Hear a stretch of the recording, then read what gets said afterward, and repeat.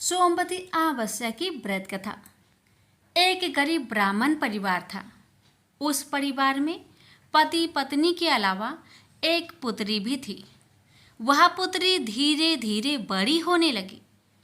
उस पुत्री में समय और बढ़ती उम्र के साथ सभी स्त्रियोचित गुणों का विकास हो रहा था। वह लड़की सुंदर, संस्कारवान एवं गुणवान थी, किंतु गरीब होने के कारण उसका विवाह नहीं हो पा रहा था। एक दिन उस ब्राह्मण के घर एक साधु महाराज पधारे। वो उस कन्या के सेवा भाव से काफी प्रसन्न हुए। कन्या को लंबी आयु का आशीर्वाद देते हुए साधु ने कहा कि इस कन्या के हथेली में विवाह योग रेखा नहीं है। तब ब्राह्मण दंपति ने साधु से उपाय पूछा कि कन्या ऐसा क्या करे कि उसके हाथ में विवाह योग बन जाए। साधु ने कुछ देर विचार करने के बाद अपनी अंतर्दृष्टि से ध्यान करके बताया कि कुछ दूरी पर एक गांव में सोना नाम की धोबिन जाति की एक महिला अपने बेटे और बहू के साथ रहती है, जो बहुत ही आचार विचार और संस्कार संपन्न तथा पति परायण है। यदि यह कन्या उसकी सेवा करे और वह महिला इसकी शादी में अपने मांग का सिंदूर लगा दे, उसके बाद इस कन्या का विवाह हो तो इस कन्या का वैधव योग मिट सकता है। साधु ने ये भी बताया कि वह महिला कहीं आती जाती नहीं है। यह बात सुनकर ब्राह्मणी ने अपने बेटी से धोबिन की सेवा करने की बात कही। अगले दिन कन्या प्रातः काल ही उठकर सोना धोबिन के घर जाकर साफ सफाई और अन्य सारे काम करके अपने घर वापस आ जाती। एक दिन सोना धोबिन अपनी बहू से पूछती है कि तुम तो सुबह ही उठकर सारे काम कर लेती हो और पता भी नहीं चलता। बहू ने कहा, माँ जी, मैंने तो सोचा कि आप ही सुबह उठकर सारे काम खुद ही खत्म कर लेती हैं। मैं तो देर से उठती हूँ। इस पर दोनों सास बहू निगरानी करने लगी कि कौन है जो सुबह ही घर का सारा काम करके चला जाता है। कई दिनों के बाद धोबिन ने देखा कि एक कन्या मुंह अंधेरी घर में आती है और सारे काम करने के बाद चली जाती है। जब वह जाने लगी तो सोना धोबिन उसके पैरों पर गिर पड़ी। पूछने लगी कि आप कौन हैं और इस तरह छुपकर मेरे घर की चाकरी क्यों करती है। तब कन्या ने साधु द्वारा कही गई सारी बात बताई। सोना धोबिन पति परायण थी, उसमें तेज था। वह तैयार हो गई। सोना धोबिन के पति थोड़ा अस्वस्थ थे। उसने अपनी बहू से अपने लौट आने तक घर पर ही रहने को कहा। सोना धोबिन ने जैसे ही अपने मांग का सिंदूर उस कन्या की मांग में लगाया, उसका पति मर गया। उसे इस बात का पता चल गया। वह घर से निराजल ही चली थी, यह सोचकर कि रास्ते में कहीं पीपल का पेड़ मिलेगा तो उसे भौरी देकर और उसकी परिक्रमा करके ही जल ग्रहण करेगी। उस दिन सोमवती अमावस्या थी। ब्राह्मण के घर मिले हुए पकवान की जगह उसने ईंट के टुकड़ों से 108 बार भौरी देकर 108 बार पीपल के पेड़ की परिक्रमा की और उसके बाद जल ग्रहण किया। ऐसा करते ही उसके पति के मुर्दे शरीर में वापस जान आ गई। धोबिन का पति वापस जीवित हो उठा। इसलिए सोमवती अमावस्या के दिन से शुरू करके जो व्यक्ति हर अमावस्या के दिन भौरी देता है, उसके सुख और सौभाग्य में वृद्धि होती है। पीपल के पेड़ में सभी देवों का वास होता है। अतः जो व्यक्ति हर अमावस्या को ना कर सके वह सोमवार को पड़ने वाली अमावस्या के दिन 108 वस्तुओं की भौरी देकर सोना धोबिन और गौरी गणेश का पूजन करता है, उसे अखंड सौभाग्य की प्राप्ति होती है। प्रेम से बोलिए हर हर महादेव। किसी नगर में एक धनी व्यापारी रहता था। दूर दूर तक उसका व्यापार फैला हुआ था। नगर के सभी लोग उस व्यापारी का सम्मान करते थे। इतना सब कुछ संपन्न होने के बाद भी वह व्यापारी बहुत दुखी था, क्योंकि उसका कोई पुत्र नहीं था, जिस कारण अपने मृत्यु के पश्चात व्यापार के उत्तराधिकारी की चिंता उसे हमेशा सताती रहती थी।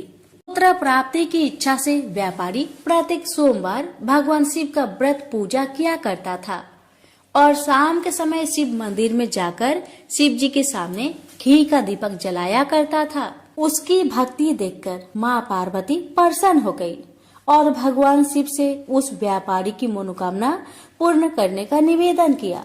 भगवान शिव बोले, इस संसार में सबको उसके कर्म के अनुसार फल की प्राप्ति होती है।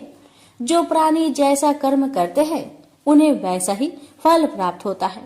शिव जी द्वारा समझाने के बावजूद माँ पार्वती नहीं मानी और उस व्यापारी की मनोकामना पूर्ति हेतु वे शिव जी से बार बार अनुरोध करती रही।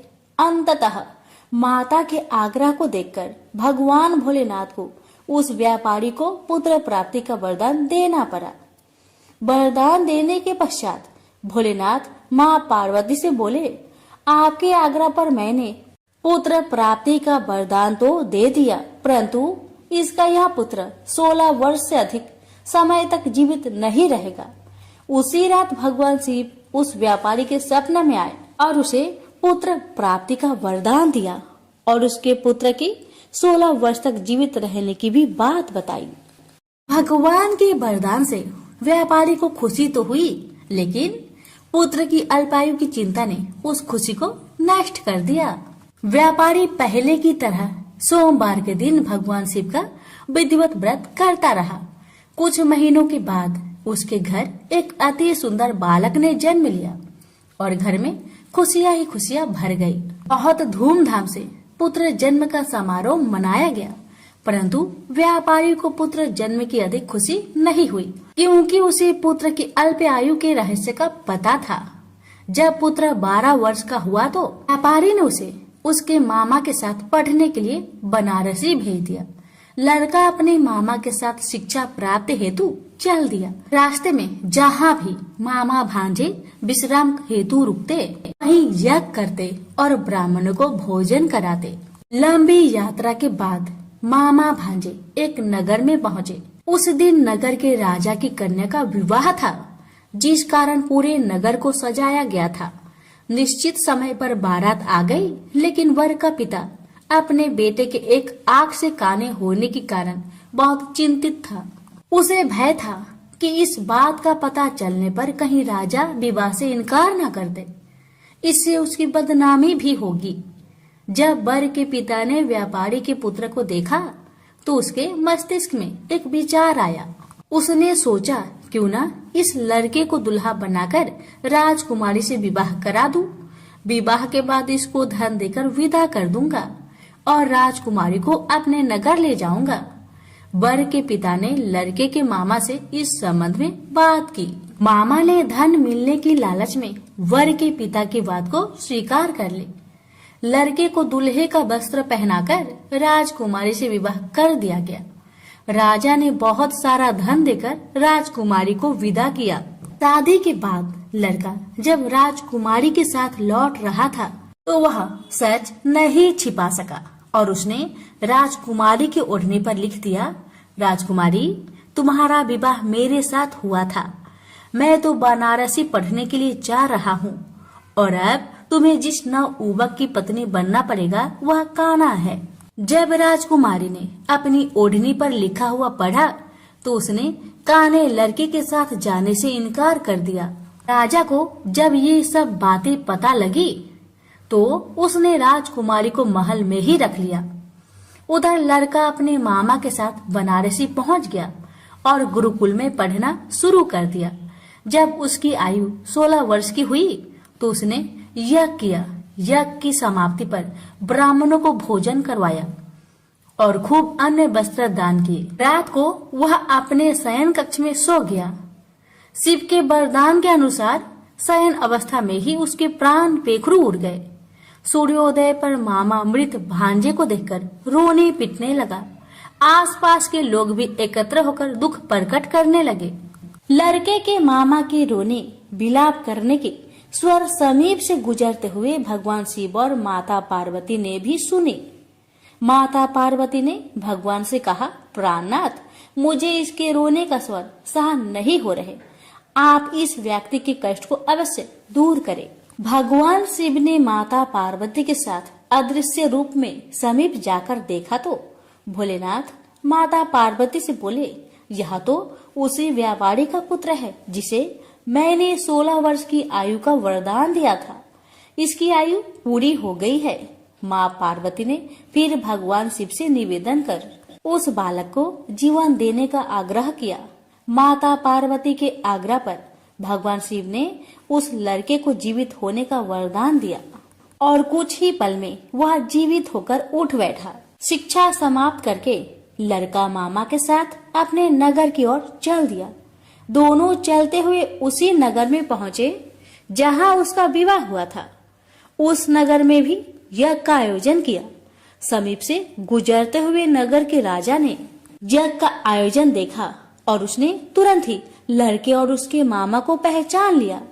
यज्ञ के समाप्त होने पर राजा मामा और लड़के को महल में ले गया और कुछ दिन उन्हें महल में रखकर बहुत सा धन वस्त्र आदि देकर राजकुमारी के साथ विदा कर दिया।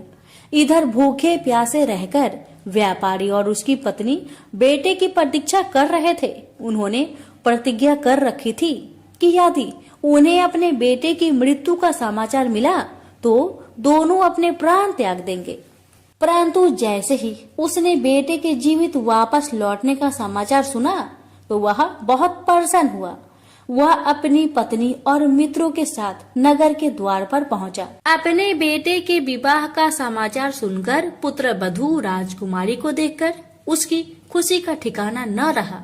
उसी रात भगवान शिव ने व्यापारी को सपने में आकर कहा, हे श्रेष्ठी, मैंने तेरे सोमवार व्रत करने और व्रत कथा सुनने से प्रसन्न होकर तेरे पुत्र को लंबी आयु प्रदान की है। पुत्र की लंबी आयु जानकर व्यापारी बहुत प्रसन्न हुआ। शिव भक्त होने तथा सोमवार का व्रत करने से व्यापारी की सभी मनोकामनाएं पूर्ण हुई। इसी प्रकार जो भक्त सोमवार का विधिवत व्रत करते हैं और व्रत कथा सुनते हैं उनकी सभी इच्छाएं पूरी होती है। उनसे बोलिए उमापति शंकर भगवान की जय। सभी व्रत और त्योहारों में विनायक जी की कहानी सुनी जाती है। विघ्न विनायक श्री गणेश जी को देवताओं में सर्वोच्च स्थान प्राप्त है। गणेश जी को देवताओं में प्रथम पूज्य माना जाता है। इसलिए त्योहार के दिन व्रत कथा सुनने के साथ विनायक जी की कहानी सुनी जाती है। इससे व्रत का पूर्ण फल प्राप्त होता है। कथा। एक बार विनायक जी छोटे बालक के रूप में चिमटी में चावल और चमचे में दूध लेकर निकले। वो हर किसी से कह रहे थे कि कोई मेरे लिए खीर बना दो, कोई मेरे लिए खीर बना दो।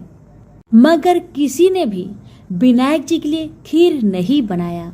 कुछ दूर चलते चलते कुछ आगे बढ़ने पर विनायक जी को एक बूढ़ी माई बैठी मिली।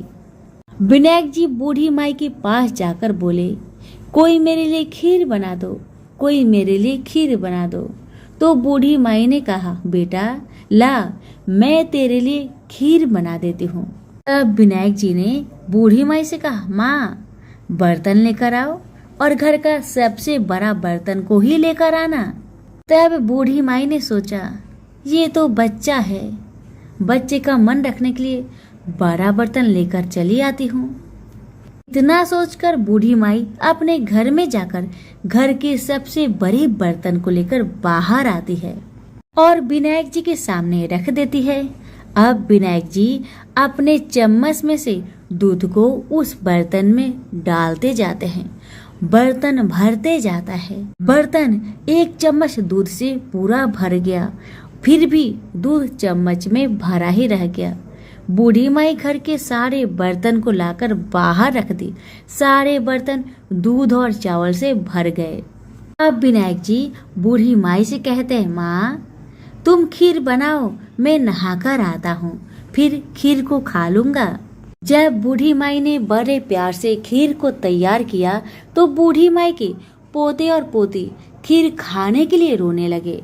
तब बूढ़ी माई अपने आंखें को बंद करके विनायक जी का नाम लेकर चूल्हे में थोड़ा सा खीर को डाल दिया और कहने लगी, विनायक जी आपका भोग लगे। इतना करने के बाद बूढ़ी माई ने अपने पोते पोती को कटोरी भर भर कर खीर खाने को दे दिया। अब तो ऊपर छत पे बैठी पड़ोसन ने बूढ़ी माई को ये सब करते देख लिया। अब तो बूढ़ी माई ने सोचा इस पड़ोसन को भी कटोरा भरकर खीर दे देना ही पड़ेगा, वरना ये किसी से चुगली कर देगी। इतना सोचकर बूढ़ी माई ने उसे भी एक कटोरा खीर हाथों में थमा दिया। अब इतना होने के बाद बूढ़ी माई की बेटे की बहू ने चुपके से एक कटोरा खीर निकाली और उसे चुपके से खाकर चक्की के नीचे छुपा दिया। इतना होने के बावजूद भी गणेश जी यानी कि विनायक जी अभी तक नहाकर नहीं आए थे।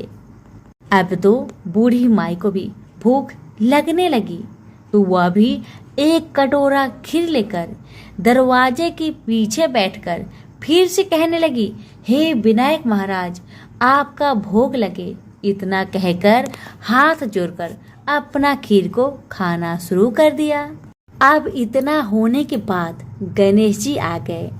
तब बूढ़ी माई ने कहा, आरे गणेश, आरे मेरे विनायक, खा ले तेरा खीर, मैं तो तेरा ही इंतजार कर रही थी। तब विनायक जी ने कहा, माँ मैंने तो खीर पहले ही खा लिया है। तब बूढ़ी माई ने कहा, कब खाया बेटा तुमने खीर? तब विनायक जी ने कहा, जब तेरे पोते पोती ने खाई थी तब मैंने खाया था, और जब तेरी पड़ोसन ने खाई थी तब भी खाया था, और जब तेरी बहू ने खाई तब भी खाया था। अब तूने खीर खाई तो तेरा पेट पूरा भर गया। तब बूढ़ी माई ने कहा, बेटा तेरी सारी बात तो सच है, लेकिन बहू बेचारी सुबह से घर का सारा काम में लगी है, तो उसने फिर खीर कब खाई बताओ? तब विनायक जी महाराज ने कहा, चक्की के नीचे जाकर देखो माँ, वहाँ कटोरा पड़ा है। तूने तो मेरे लिए भोग लगाया था, पर तेरी बहू ने बिना भोग लगाए ही खीर को खा गई। तब बूढ़ी माई ने विनायक जी से कहा, बेटा घर की बात है, घर में रहने दो। अब बताओ कि बची हुई बाकी खीर का मैं क्या करूं? तब विनायक जी ने कहा, नगरी को जिमा दो। बूढ़ी माई ने पूरी नगरी जिमा दी, फिर भी बर्तन खाली नहीं हुआ। जब राजा को यह बात पता चली तो राजा ने बुढ़िया को बुलवाया और कहा, क्या रे बुढ़िया, ऐसा बर्तन तेरे घर में कहाँ से आया? ऐसा बर्तन तो राजा के महल में होना चाहिए। बुढ़िया ने कहा, राजा जी इस बर्तन को आप ही रख लो। राजा जी ने महल में बर्तन को मंगवा लिया और बर्तन को महल में लाते ही सारे खीर, कीड़े मकोड़े, बिच्छू, ककले बन गए और बहुत दुर्गंध आने लगी। यह देखकर राजा ने बूढ़ी माई से कहा, बुढ़िया अपने बर्तन को तुम वापस ले जाओ, मुझे नहीं चाहिए ऐसे बर्तन। बूढ़ी माई ने कहा, ठीक है महाराज, जैसा आप कहे, लेकिन ये तो बर्तन मुझे मेरे विनायक जी ने दिया है। बुढ़िया माई ने बर्तन वापस लिया। बूढ़ी माई के बर्तन वापस लेते ही फिर से वह बर्तन खीर से भर गया और सुगंधित खुशबू आने लगी। बूढ़ी माई घर आकर विनायक जी से कहने लगी, हे विनायक महाराज, बर्तन में बचे हुए खीर को मैं क्या करूं? तब विनायक जी ने कहा, बची हुई खीर को झोपड़ी के कोने में खरा खोद कर डाल दो। उसी जगह सुबह जब तुम उठकर खोदोगी तो धन के 2 चारे मिलेंगे। ऐसा कहकर विनायक महाराज अंतर ध्यान हो गए और जाने से पहले विनायक महाराज ने बूढ़ी माई की झोपड़ी में लात मारकर चले गए। वैसे ही बूढ़ी माई की झोपड़ी तो महल में बदल गया। सुबह बहू ने फावड़ा लेकर पूरे घर को खोद डाला, लेकिन कुछ मिला ही नहीं। तो बहू ने सासू माँ से कहने लगी, सासू माँ, तेरे विनायक जी तो झूठे हैं। सासू माँ कहने लगी, नहीं नहीं, मेरे विनायक जी तो झूठा नहीं है, ला मैं देखती हूँ। बुढ़िया माई ने सुई लेकर खोजने लगी तो टन टन करते 2 धन के चारे निकल आए। तब बहू ने कहा, सासू माँ, तेरे गणेश जी तो साचो है। सासू माँ ने अपने बहू से कहा, विनायक जी तो भाव नाव के भूखे हैं। हे विनायक जी महाराज, हे गजानंद, हे गणेश जी महाराज, जैसे आपने बूढ़ी माई को दिया वैसे सबको देना। विनायक जी की कहानी कहने वाले, हुक्कारे भरने वाले और आसपास के सभी सुनने वाले सबको देना। तो सभी प्रेम से बोले, विनायक महाराज की जय।